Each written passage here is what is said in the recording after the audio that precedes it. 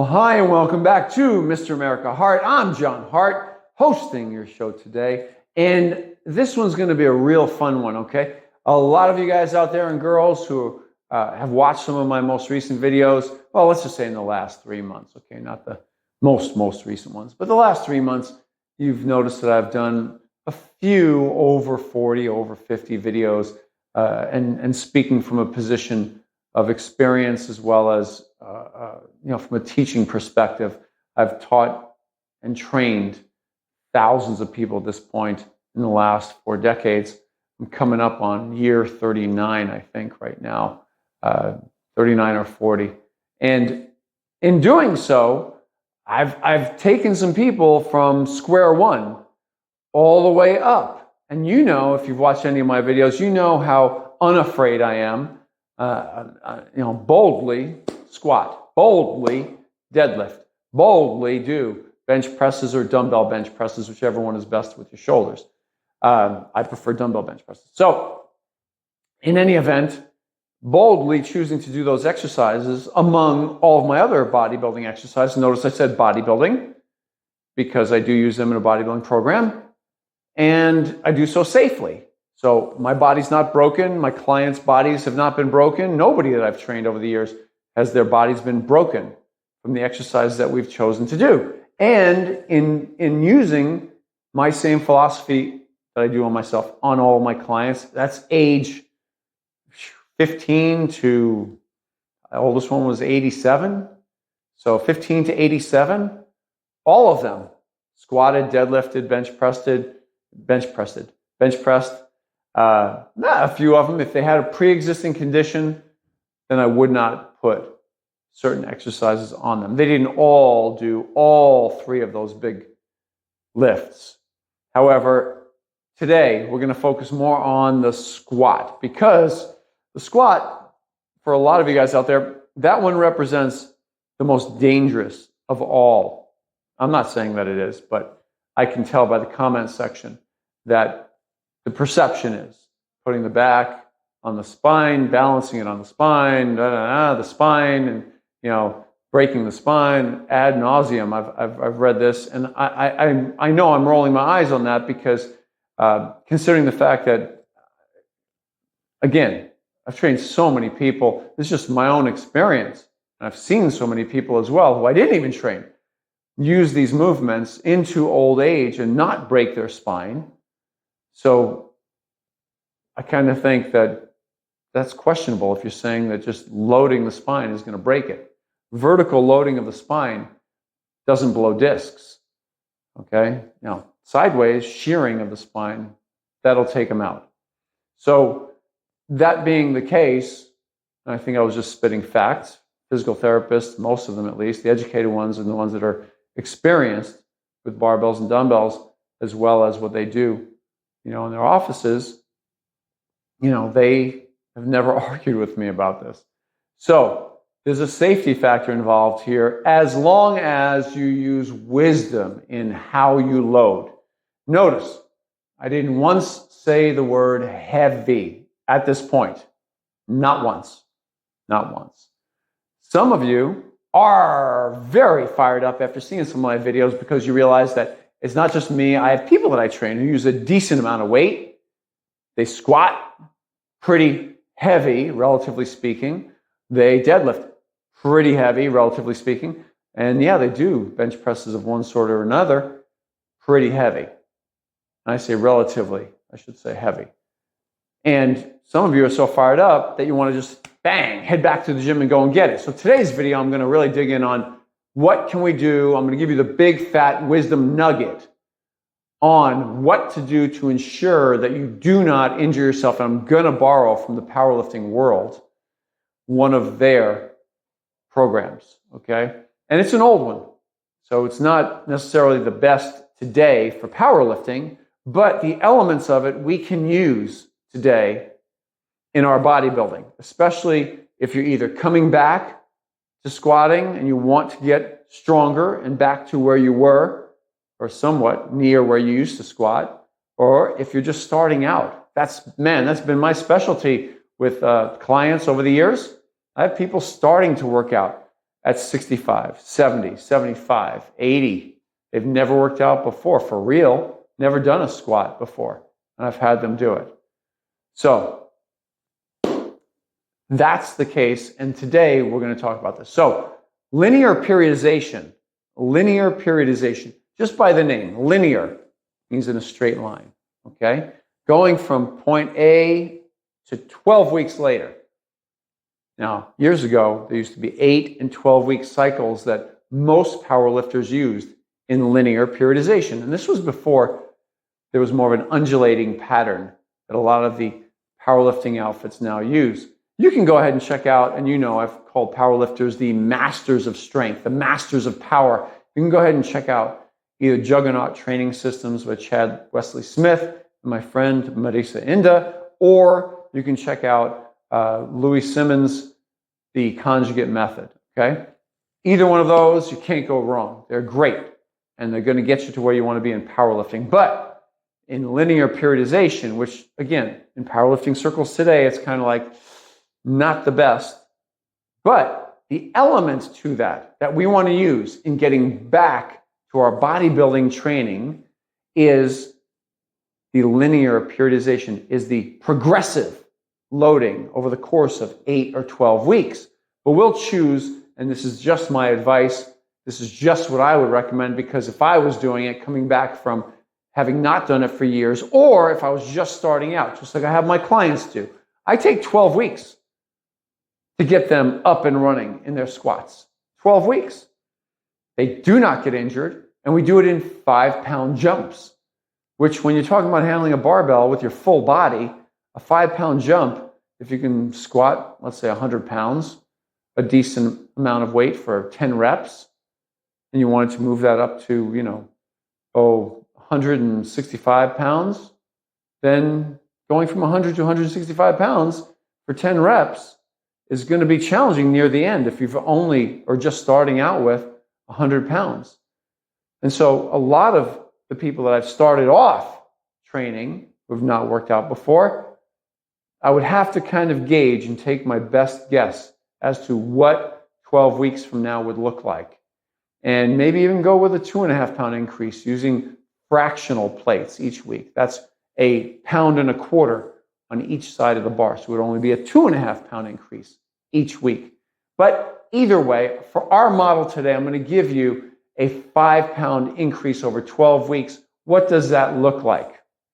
So I mentioned going from 100 to 165 pounds. You can use these numbers, or you can program it in with what you already assume you might be able to do in 12 weeks. If you're an experienced lifter and you've been using that leg press for the last, 12 years, let's toss that thing. And I'm going to put a link down below with a link to a video that I did on what's really causing your back pain, okay? And it's the thumbnail has a picture of a guy squatting, and it's not the squats that's causing the back pain, okay? So you can check that video out after you watch this one. But going from 100 to 165 pounds, let's get a little bit more aggressive. I don't want to make it sound like, I know some of you guys have been around lifting for 40 or 50 years, much longer than me. So let's go ahead and just say, you want to get up to squatting 225, 2 wheels, okay, on that squat in really, really nice form for 10 repetitions. And you know that today, and you've done that in the past, it's just been, over a decade, let's say, since you've done such a thing. And you've played around doing some light squats here or there, but never any more than just to finish off a workout after you did your heavy leg presses or heavy hack squats, or really went at it with leg extensions, and then you went ahead and played around with squats. So okay, that type of individual. If we want to go ahead and say, hey, 225 for 10 in really nice form would be something really nice to get to because you haven't done it in a long time. So, and I don't know, if you were 52, in your late 50s, like I am, or if you were in your past 40, 60s, whatever, you want to get back to it, and you're in good health, getting good rest, okay? So let's go ahead. What does that look like? Well, I'm going to write it all down. I'm going to write it down backwards from 225 for 10. I'm going to write it down as 225 for 10, 220 for 10, 215 for 10, 210 for 10, 205 for 10, 200 for 10, and so on, all the way down linearly to 160 pounds. Why? Because you should start that cycle off, or I should say, currently, you're able to squat 160, let's say, comfortably for 10. 165 is really going to be your first increase, going to 165, okay? So if you do that, then you go 165, 170, 175, 180, 185, 190, 195, 200, 205, 210, 215, 220, and then 225. That's 13 weeks right there. So actually I had it right the first time. Start off with 165 and you go up to 225. So I don't know why I jumped that one. But anyway, I'm glad I finger counted that one so we can get that one right. Easy math right there, and we counted it with fingers. Ooh. So start off with 165 in week 1, build it up, write it backwards. Start with 225 at the end and go all the way back 12 weeks, right? 12 weeks, 12 increases, 60 pounds you're going to increase on the bar at the end of those 12 weeks. What does this do? This gives you a running start at that 225. You don't go in the gym. This is the way, man, you're begging for an injury. If you go in the gym, you're able to squat 160 or 165 for 10 today comfortably. Comfortably, meaning you're not pushing it at rep number 10 with 165. You're not at all. I mean, you may have been even operating in fear up to this time, not going for it with any extra weight on there or any more repetitions than the 10 with the 160 or 165. So today, you're going to start abolishing that fear, rebuke the fear, get rid of it, okay? And then move on with a plan that you can set down and you can follow week by week by week. Make sure that you're eating enough calories. You don't want to be in a calorie deficit during this 12-week period. You want to have a slight increase in calories, surplus of calories, to allow your muscles, your tendons, your ligaments, your joints to accommodate the increase in pressure of the new weights each week. And you want to do that and have the supply to furnish it. Build new muscle, in other words. Over the course of 12 weeks, you're going to build a little bit of muscle along the way there. And what are you going to do? Well, 12 weeks later, you will have safely increased the weight week by week by week. And then, well, John, now I can just keep squatting 225 for 10 year round. Well, I'm going to say to you, is that what you want to do? Because if you want to stay that way, I guess that's fine. But maybe you had aspirations on going a little bit heavier than that. Okay, maybe you want to squat 230. So what do? The next time out, the next time out, meaning after you complete the 12-week cycle, you go ahead, take a week off of training altogether, deload, do whatever you call a week off, okay? But don't train hard. I call it not lifting weights.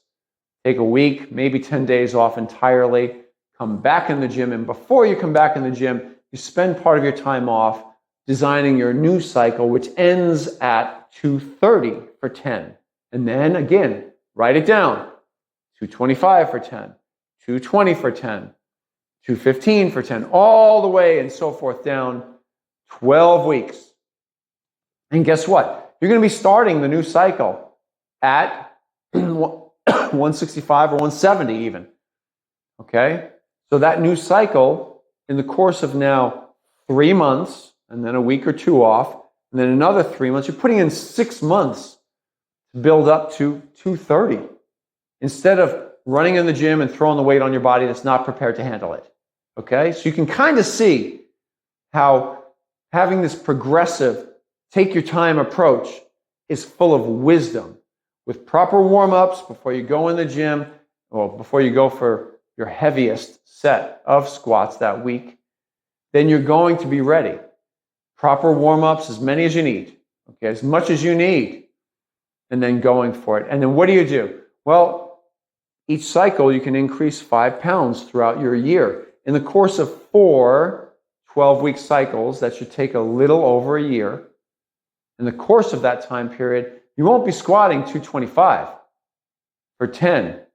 At the end of that season, a year, you'll be doing 225 for 10, 230 for 10, 235 for 10, 240 at the end of that year if you've properly conducted the 12-week cycles. And what do I mean by that? Well, the temptation is not so much to skip weeks. The temptation is early on in the cycle. It might actually seem a little bit easy because you have deloaded. You're purposely using a lighter weight than you can handle. It's almost like a cakewalk, week 1, week 2 of that 12-week cycle. The temptation, I've seen this time and time again, is to jump the weight up past that and go, oh, I can handle it. But man, when you get to the end of that cycle, those 12 weeks go by, whoosh, boom, you find yourself in week 10, 11, and 12, and you're looking at some numbers that are making you nervous before you walk in the gym, okay? I mean, you better be rehearsing it in your head the day before going in the gym, so psychologically, at least, you've already accomplished it. Your physical self will follow where your mental self is already gone, okay? So in order for that to happen, you got to be supremely confident that you're going to get those numbers. Now, I know I'm starting to sound like a powerlifter right there, but this is something we can borrow from the powerlifting world to make it so that in your 40s, 50s, and plus, you can come on back to squatting. You can come on back in a safe manner. Again, unless, I'm saying this for the third time, unless there's a pre-existing condition that's keeping you from doing those squats. Unless your physical therapist is saying, don't do it. Don't do it then, okay? So you always default on your medical professional. Don't rely on just what we're talking about right here if there's been a pre-existing condition that's, an injury that just precludes doing squats altogether. But if you otherwise have a healthy back and your legs, your hips are all healthy, then you can probably go for it, no problem. I mean, as long as you do it with wisdom over the course of weeks, months, progress generally in 5-pound increments. And doing so, once you've established that first cycle, you know how to set your second cycle. Precisely, actually, you know how to do it. So linear periodization was a form of training that was around for years and successfully used. And back in the early 90s, there was a place called the Soft Tissue Center out in Los Angeles, California. Joe Horrigan, doctor of chiropractic, was running that center. And he was kind enough to introduce me to Dave Shaw. Dave Shaw was a powerlifter in the 80s and 90s, an amazing, amazing powerlifter and a true gentleman. And David Shaw used principles like this to lift exceedingly heavy weights. He held world records, I believe, in the deadlift. But he was an amazing, amazing lifter. And when I met him, he convinced me that I should not go in the gym and just blast away. And at the time, I was in my 20s when I met him. And so David was very kind and shared with me, he cared enough to share with me that progressively overloading over the course of a 3-month period, or at least a 2-month period, and using it on some of my bigger lifts was the smartest way to go. And sure enough, over the years, I've used these principles regularly. And because of that, I'm sharing it with you. So, David, if you're seeing this video, thank you. It's been a real pleasure and an honor to take some of your advice and put it to the test. And it has worked out great. So it's helped my bodybuilding. It's also helped many people remain healthy and train really hard and achieve some of their life's dreams. So after 40, after 50, if you're getting yourself all excited about getting back to doing some really good lifting and you want to get it and get it safely, okay, this is one of the elements that we want to consider adding to your training, okay, linear periodization. If you like, I have, if you want to get into more detail about it, how to program your own, or if you want to discuss if your frame may not be the frame that should be squatting. A small percentage of people out there, genetically speaking, they have a certain femur length versus the length of their torso, that they're just not built for squatting. And very few, I've only met over the course of the last 39 years or 40 years, I've only met 2 people myself who I was training that I just could not get them to squat properly, and their hamstrings were loose. So, yow. What do you do if you're one of them? Well, you can't do barbell back squats, that's for sure. So I would recommend that if you are having those kinds of questions, you can go ahead, go to my website, mramericaheart.com. I'll put a link down below in the video description. And I do Zoom calls. I do 1 hour Zoom calls for any kind of consultations. And you can go ahead and ask any questions you want during that time period, take any notes you want, and I'm more than happy to help you out. But that's all I do. I no longer do any long-term coaching, but I will help in that time period when we do a good Zoom call. So you may feel the need to do that. The other option too, although my books don't mention linear periodization, I do have a few great books out. One of them in particular, Physique 101. You could take a lot of the principles I placed in Physique 101 and go ahead and apply them to your training throughout an entire year. It's kind of fun, okay? I program in hard training, but also hard rest, okay? Notice, I'm not really big on this deloading for a week or two. For me, it's just take it off. That's your deload. And then start training all over again. Let your system really rest and your mind step out of the gym and be ready to go back in. Even if it's your social circles, even if it's your place to be social. Don't go. Okay? I'm urging you. So Physique 101, you can get that also on my website. You can download it. It's a great book, or you can get a paperback on Amazon. It'll be down there. The link is down below. Okay? So that's it for today. I hope you found some of this information edifying and helpful to your training. I know that it's been helpful to mine. So until next time we see each other, John Hart. Oh, before you go, off to my left, you're going to find right about now, you're going to see that is the subscribe button popping up right next to my head.